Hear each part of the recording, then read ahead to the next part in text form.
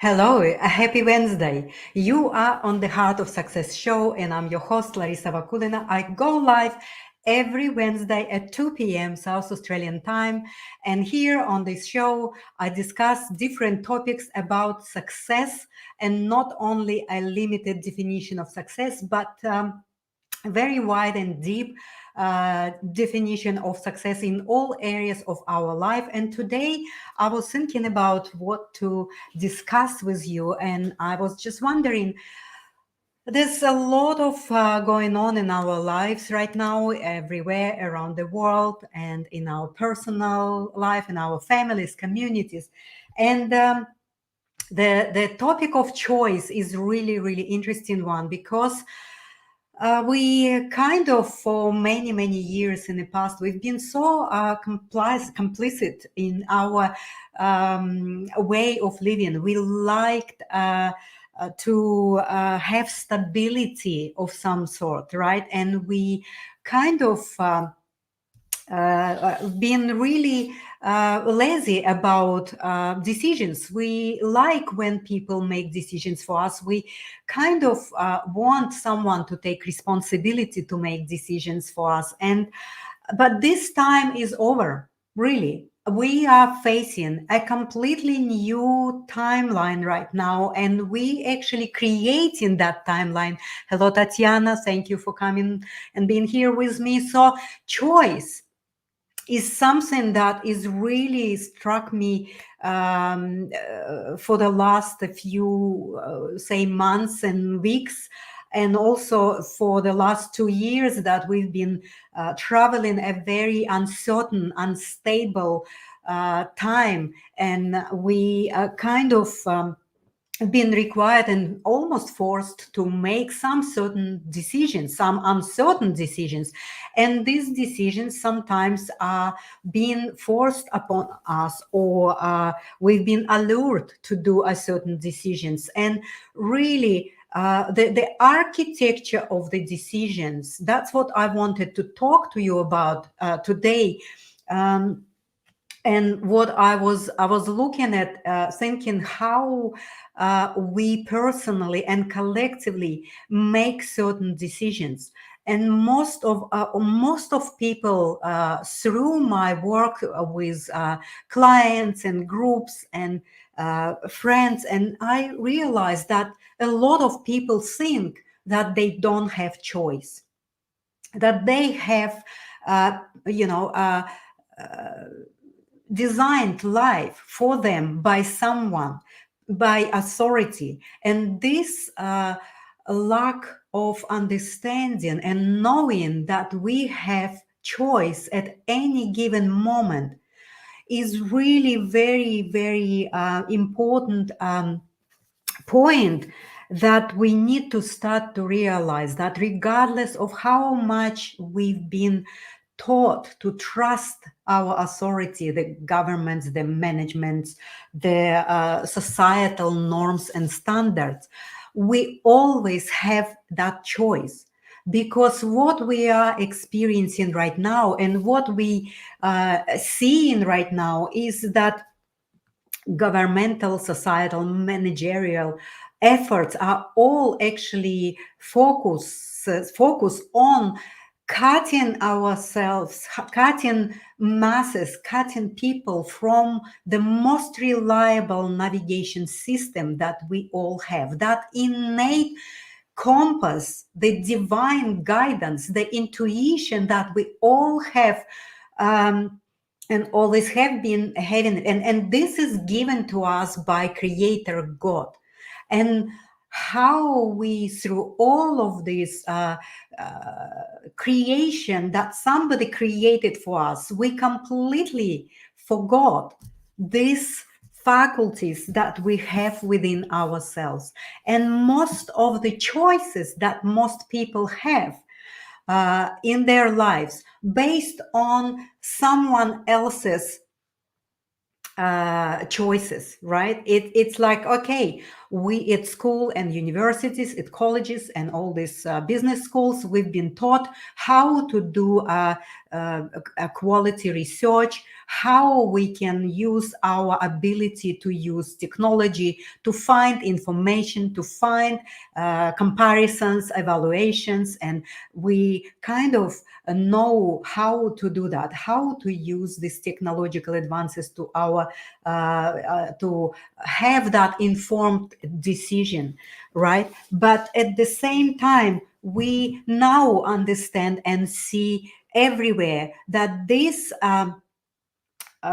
research that we do, we need to check within ourselves, because if we don't check what we read, what we see, what we receive from all corners of the news and mainstream media, or any media, social media, individual, independent journalism, and all of this informational pandemic, I would say, we need to start to use our God-given innate compass to discern all of this information, on which in the past we probably would make decisions quite easily. But right now we are at the stage where we all need to start to rely and discover this place within ourselves that need to tell us what is true, what is not, what resonates with us and what is not. So yes, Tatiana, you're right. You call it informational terror. That's exactly what we're going through. And what I'm telling you is that the architecture of the choice is really our duty and responsibility for us to start to discern what really is around us, and what we hearing, seeing, what we feeling. Even many times I catch myself on a state where I can know that that thought that I have to come is not mine, right? So we need to start to build our own navigation system that is so reliable, and that is so precise, and that is so great to guide you for your own choices. It's not for anyone else. We all individually have this unique, reliable, powerful navigation system and compass that is able to actually guide us exactly where we need to be to benefit in us. And if we know that, if we use it in combination with that external steps and tools that we have in the form of technological advance, in the form of having open space right now with hello MJ, thank you for being here, and I'm so grateful for you guys to be here supporting me, because we all go through a different rides of wave. I just have ride my wave in a deep contraction. I was away from social media for some time. I just didn't have energy, and again, the choice. I'm talking about choices today, and I know that when I was in contractual way of creative process, I needed to give myself more care, more love, more nurturing, rather than keep pushing myself through the routine of achieving, creating success, or doing anything that we all taught to do, and we put our intellect in the front, and we train that intellect, completely excluding the connection to our heart. And that connection create exactly that navigation compass that is here for us to use for our benefit, for our protection from all of this terror that we are experiencing right now. We are bombarded from all angles, including not only the informational, but also all of the decisions that whoever is deciding for us to do in terms of the economies, all of other creations, all of these new orders and things like that. So we are right now really is in a state of creating the new civilization, I would say, right? So we are moving from that traditional way of functioning based on our traditional way of connecting to people. So now we connecting through the medium of the technology, and this is really challenging and very I would say needs to be the choice towards this new type of living, communicating, connecting needs to be carefully chosen, because it is a very narrow boundary where we can actually start to abuse and choose to make harm to ourselves, to our biology, to our psychology, to our emotional, spiritual states, if we cross over into some sort of disbalance when we using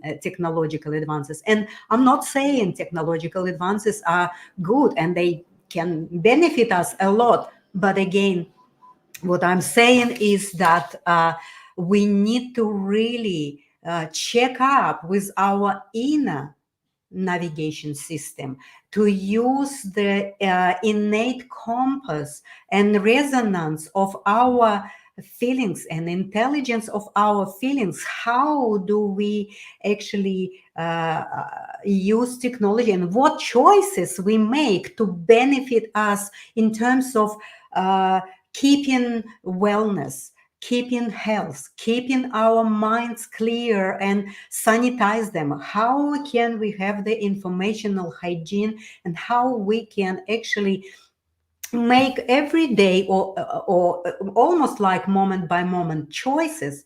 So for me personally, I rely on my innate compass very much, but I also choose the other tools that is available for me in terms of the research information around me. I look at different alternative sources of information. I look at all the other information, and only when I have more of a deep and wide a sense of knowing what's going on outside of me, I check all of this. I check all of this with my inside navigation system. I check it because the system will tell you what feelings do you have to a certain way of making decision, to a certain way towards what you are more resonant or more creating benefit for yourself and your loved ones. So this is really important right now, because we are on an age of building our own personal ecosystem, our family's ecosystem. And again, because there's so much uncertainty and unknown, our survival mechanism is really start to automatically switch onto this reactive way of being. And when we are in a reactive way of being, we actually cannot make beneficial choices. So this is the dilemma. How do we ground ourselves? How do we have that state where we actually can objectively and beneficially to make decisions that are based on what is good for me personally? And if it is good for me personally, in terms of building systems around me. And again, when we talk beneficial personally for me, many would say, well, this is very selfish. Well, there's a very narrow and very gentle line between the inner intention, right? Of course, we can start to make choices to benefit ourselves and our families, or our, family and friends unit, through having intention to benefit via manipulation, via lies, via some sort of gaining benefit at the cost of others.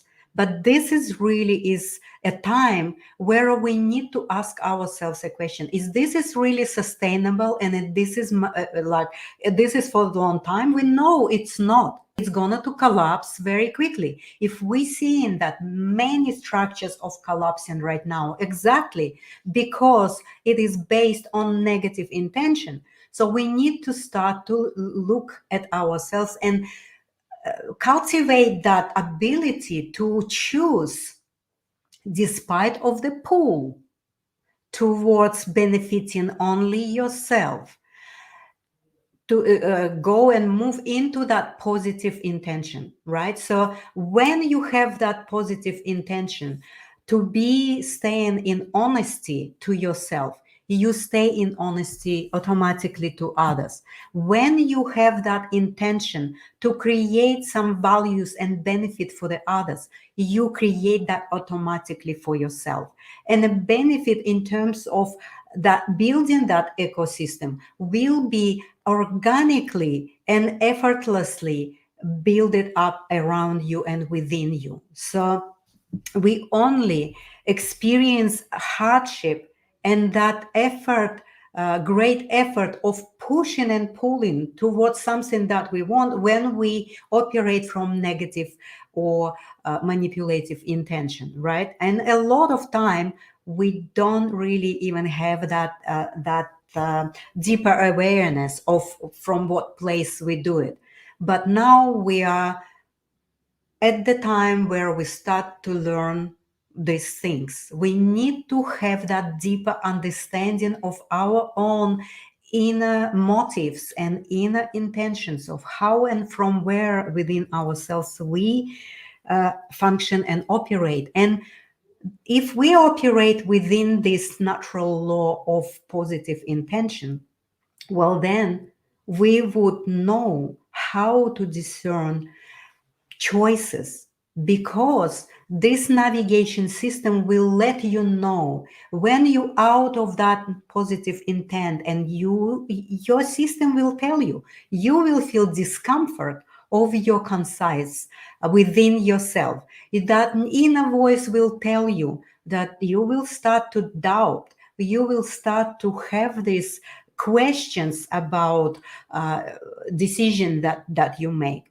And I know a lot of people are suppressing this because they think this is an invalid point, right? Because we used to have, even to ourselves, suppress all of these feelings and emotions, and we think, oh, that's nothing, this is something that can be just within myself, no one knows, and you suppress these signs, this navigation guidance system, and you go and step and do something that your inner compass telling don't, right? Uh, so basically, what's happening right now everywhere around is that we all have our own views and we have our own opinions, and we read and we see a lot, and we naturally gravitate to a group of people who are valuing the same things as we are, who are having the worldview of a similar as ours. And because we feel the sense of belonging, the sense of being collectively supporting each other, and we have you know, the feeling of the safety, which is relative, really. I mean, you know, again, feeling of safety, being choosing as all collective, or as many other groups of people, or number of people choosing, not necessarily can be a best choice for you. But we do it because we're social beings, and we sometimes know within ourselves that there's something is not really aligning with me in this particular group of people, or in this particular you know, community, and things like that. So we need to check up these little signposts within ourselves. What is it that is not sitting right with me? What is it? So basically, it is a very intimate, personal process. How can we employ all the tools, resources, and methods that is available for us to outside to evaluate the reality, and also employ all our inner higher faculties that we all have to actually check up on all everything. So, and when you have that full total alignment of what you search and what you looked outside, and then you check within yourself, and it really saying, yes, this is something that is resonate with me 100% or 1000%, well, then you know exactly this choice is exactly what is benefiting you. And if it benefits you from that place of positive intention, then it will benefit everyone around you. So there's a few comments here. There is a state in Japanese called mushin, when you switch off your mind, which is really the voice of society, and listen to this unnamed entity that lives inside each of us, inspiration, spirit, whatever you call it.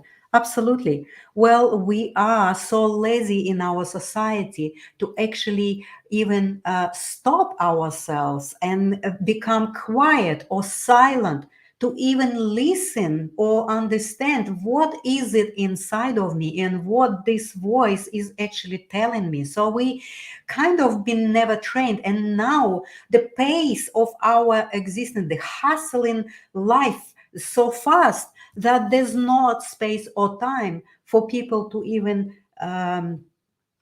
wanting to do that, because they always running after something that they think they need to achieve and have that tick, that it's done, right? So I have these three highlights today that I was kind of, when I was thinking about this architecture of choice, it is really about reprogramming our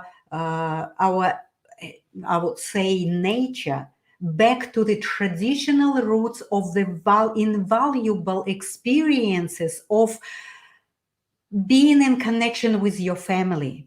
Like, you know, we know, we see it now, we feel it, how the unity of the family is actually completely been destroyed. It is almost on the policies of the governments not to support the unity within the invaluable experiences of connection, support, help, love, respect, right? So all of these traditional values that all the previous generations been using. When someone in our family is in trouble, what do? We help, and it is for free. There's no money involved. How do we translate in a monetary value love, or respect, or kindness, the compassion, the gratitude? How do we do that? So what we see now, that this value, invaluable values, because value is, you know, something that has monetary number, I guess. So we saw moved from this traditional fundamental invaluable traits of being Homo sapiens, right? Like this is really the fundamental, and that's what we are on the edge of losing. Well, I mean, that loss was going on for many years, and but now we can see clearly that this the modern way of digitalization or virtualization of our human basic fundamental invaluable traits is really a very dangerous tendency, right? And this is up to us. This is up to us. This is our choice. And that's what I wanted to really invite you to start to look at. How can we go back to these fundamental bricks of the invaluable experiences of human being to align with the technological advances, and how we can express these invaluable experiences that are keeping us as a species together in a societal collective form. And that's what I noticing, that the separation and division is so strong right now. That's from COVID to Ukraine and Russia. It's the same narrative, the same informational terror and changing of the perception and behavior of the masses. And this is all for separating ourselves. But this is everything to separate almost to the element of the family, right? We see now that parents don't even have the rights for their children. If there is some sort of uh, incident happening, then the government have the right to take the child out of you. How this is possible? How did we get ourselves into that mess? We didn't make these choices, but we actually allow this to happen because we been we've been trusting the authorities. We've been trusting the external expertise that was presented to us, ignoring completely our feelings. We all knew that the feelings been there. We all felt that there's something is not right, that there's something in our system, in our society is not right. But we couldn't even name it or voice it, what was right. We only had the feeling, but we didn't do anything about it. Well, right now we have a choice to do something about it. We have the choice to actually start to translate our feelings into that tangible choice, right? So, and this is really our duty and our responsibility right now, because again, we need to make that choices for ourselves individually, for the families, for friends, for communities, for states, countries, and the world. So, architecture of the choice. I believe this architecture of the choice is kind of vary for each and everyone, but at the same time, right now, it is more of a the more proportion of the people making choice within the very limited boundaries of the of the society, of the collective compliance, I would say, right? So we need to start to individually, if I make my choice outside of this limited external expertise that is forced on me, I'm slowly training my intuitive navigation compass to assist me more and more and more. And a trust is establishing very quickly, because if I base my choices on the resonance of my positive intent and a resonance of that best choice for me, outside of this system, well, then it is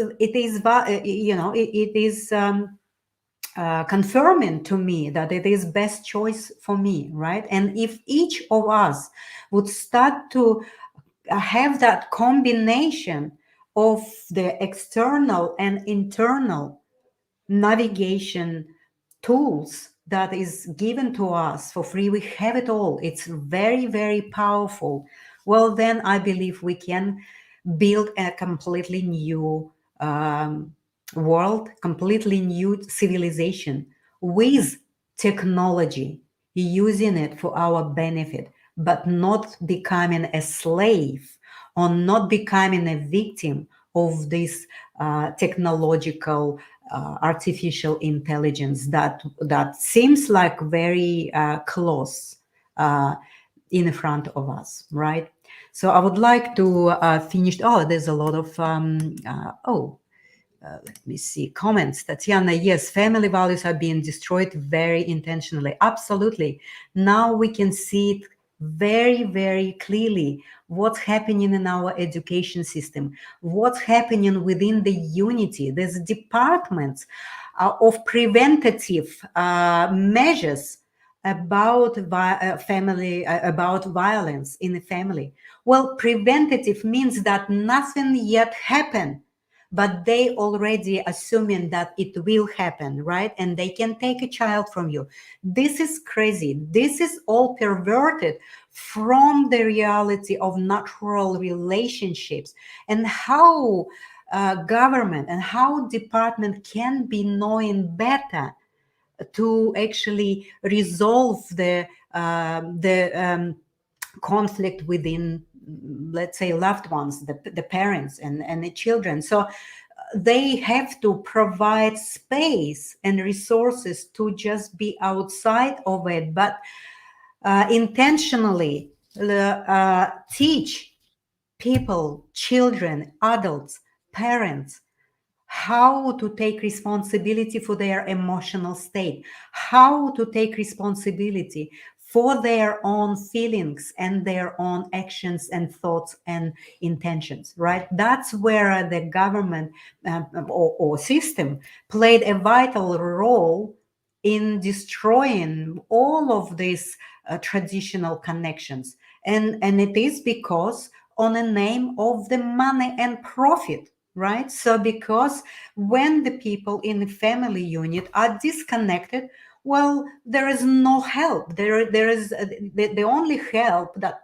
person can ask is from government, from banks, from the institutions to survive, right? Well, this is all very concerning dynamics. And most people are in a spiritual coma, unfortunately. Absolutely. I mean, most people don't even have the connection. It is in coma. It is there because we are spiritual, emotional, psychological, physical, biological. We all that one integrated system. But if we cut ourselves off from that spiritual part of ourselves, we don't have this navigation system. If we cut ourselves from our true feelings, if we cut ourselves from our emotions and what they telling us and how we can actually use all of these energy consciousness system, the integrated parts of ourselves that are all here to help us to navigate through this life. We know no one helping us here. Governments, management, societal norms and standards not helping us. Right now, we are ourselves. And this is where we need to start to take responsibility and start to train ourselves within our own very powerful higher faculties of utilizing all of these abilities that we have naturally, right? There is a 1970s study by Stasi, German intelligence agency, that said that if children are brought up in full, loving families up until the age of 7, they are difficult to control, manipulate later in life. Absolutely. That's what we see. We see how everywhere in all areas of our life, the mainstream media, the Hollywood, everything is focused and designed to separate family connection, to separate community connection, to separate friendships, relationships, relatives. What happened for the last 2.5 years? You all can see how we've been isolated, and there's been success in terms of like half family vaccinated, another half is not vaccinated, and this is the separation, right? So because when we are separated, we are so easily to control, to manage, to govern the way somebody wants. And this is not our choice. So we need to make our own choice to start to utilize the power that we have. And that power is so strong and so real that they afraid that power.